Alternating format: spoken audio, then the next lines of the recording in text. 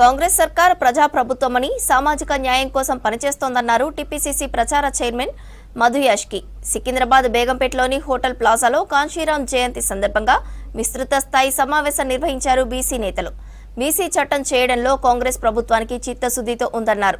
బహుజన BC బిడ్డల భవిష్యత్తు కోసం అందరం కలిసి పనిచేద్దామని పిలుపునిచ్చారు మధు యాష్కి.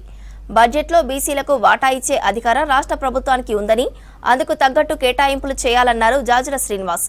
ఈ సమావేశంలో బీసీ నాయకులు, బీసీ సంఘాల నేతలు పాల్గొన్నారు. ఈ ప్రభుత్వం రాహుల్ గాంధీ గారి యొక్క ఆలోచన అనుగుణంగా పనిచేయడానికి సిద్ధంగా ఉన్నది. పని చేసి తీరాల్సిందే.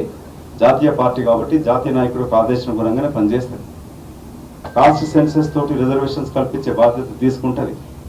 ఇష్టం ఉన్నా లేకపోయినా కూడా అగ్రనాయకుడు ఆదేశానుగుణంగా పనిచేస్తుంది. వచ్చే బడ్జెట్ ముందే ఒకటేమో రాహుల్ గాంధీ గారి కొరకు మనం సూచించడానికి కొరకు పోస్ట్ కాస్ట్ సెన్సెస్ తెలంగాణ జరిగిన దానికి చట్టపరంగా 42% రిజర్వేషన్ పెంచడం ఉంటుంది. ఇప్పుడు గతం చేసింది పక్కన పెట్టి ఈ ప్రభుత్వం చేస్తానికి సిద్ధంగా ఉన్నారు.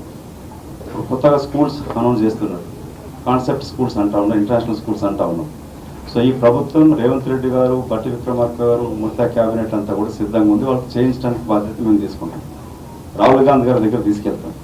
సో ఇక్కడ మనం ఒక రిజల్యూషన్స్ పాస్ చేస్తూ మీరు మీద ఈ రోజైనా సరే తర్వాత అయినా సరే కాస్ట్ సెన్సెస్ తర్వాత రిజర్వేషన్స్ ఒక పార్ట్, అది నేను ప్రభుత్వాన్ని కూడా కోరడం జరిగింది. శ్రీధరబాబుతో మాట్లాడుతూ కూడా న్యాయపరంగా కొన్ని ఆల్రెడీ సుప్రీంకోర్టు డిసిషన్స్ ఉన్నాయి. ఏ విధంగా ఇంపెరికల్ డేటా డెడికేటెడ్ కమిషన్ తోటి రిపోర్ట్ తీసుకొచ్చుకొని చేస్తే 50% కోటాన్ని అధిగమించొచ్చనే జడ్జిమెంట్స్ కూడా ఉన్నాయి. దాని న్యాయపరంగా కొంత న్యాయత కూర్చొని చేస్తాం. రైతు బంధు మీద ఇప్పటి వరకు 82,000 కోట్ల పంపిణీ జరిగింది. అందులో బీసీల షేర్ ఎంత అడగద్దా నేను? అంతే కదా. అవన్నీ కూడా మనకు వస్తే ముందు చూద్దాం. సో ప్రజెంటేషన్లో ఇట్లాంటివన్నీ కొన్ని పొందుపరచడం జరిగింది. కొంత లేటరల్ థింకింగ్ అయినప్పటికీ కూడా, అంటే రైతులకు ఇవ్వద్దని కాదు మన ఉద్దేశం, మరి నాకు కూడా ఇవ్వాలి కదా, మరి అందులో నేను కూడా భాగస్వామిని కదా. ఆ ఉద్దేశం మనం ప్రశ్నించడం జరుగుతుంది. అట్లనే లోన్ వేవర్ అన్నాం. లోన్ వేవర్లో ఇప్పుడు బ్యాంకులు ఎవరికి ఇస్తారు రుణాలు? ఎవరికి ఇస్తారు? ఆర్థికంగా బాగున్నోనికి ఇస్తారు. మరి మాకేమి ఇచ్చిండ్రు? 52,000 కోట్ల లోన్ వేవర్ జరిగింది రాష్ట్రంలో గత 11 సంవత్సరాలుగా ఇప్పటి వరకు. సో అందులో బీసీల షేర్ ఏంటి?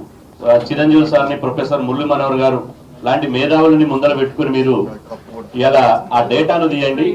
ఆ డేటా మొత్తం చేసినాక ఒక బ్లూ ప్రింట్ తీస్తే నేను తప్పనిసరి నేనే వస్తా, స్వయంగా ప్రభుత్వంలో ఉన్నా నేను వెనుకడిగేసేటువంటి ప్రసక్తి లేదు. ఖచ్చితంగా నేను వస్తా, మీ అందరికీ కోఆపరేట్ చేస్తా, సపోర్ట్ చేస్తా అని చెప్పి ఈ మీటింగ్ పెట్టడానికి ప్రధాన కారణం మధు యాష్కి అన్న. కాబట్టి మధు యాష్కి అన్న ఇదంతా అయిపోయినాక డైరెక్ట్ నేను నేరుగా ఢిల్లీ వెళ్ళి ఈ యొక్క బడ్జెట్ మీద బీసీలకు జరుగుతున్నటువంటి ఖర్చులు కానీ, రయాలు కానీ, వాస్తవ బడ్జెట్ ఇది మొత్తం నేను రాహుల్ గాంధీ గారికి నేను స్వయంగా అందజేస్తానని చెప్పడం జరిగింది. కాబట్టి ఈ మీటింగ్ మినిట్స్ తో సహా ఈ రాహుల్ గాంధీ గారికి వారు అందజేస్తారు. వారికి మనందరి తరఫున ప్రత్యేకంగా ధన్యవాదాలు. గతంలో ఉన్నటువంటి బీఆర్ఎస్ ప్రభుత్వమైనా కావచ్చు, ఇప్పుడున్నటువంటి కాంగ్రెస్ ప్రభుత్వమైనా కావచ్చు, ఏ ప్రభుత్వమైనా కూడా మా వాటా మాకు దక్కాలే,